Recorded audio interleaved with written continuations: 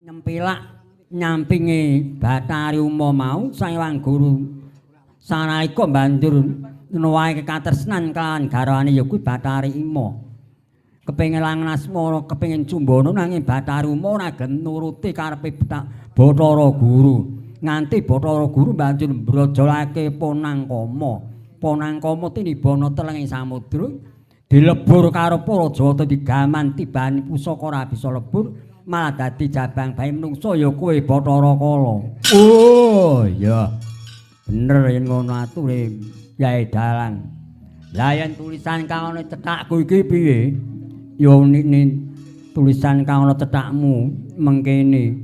Sangkala yeka sangkaning lara Wisnu kena ing lara. Lungguh aning bayu kang lara mulya dening Hyang Brahma. Hyang Brahma kena lara lungguh aning saranduning hangga kang lara mulya dening Hyang Siwah Buja. Hyang Siwah Buja kena ing lara lungguh ana napas lan swara.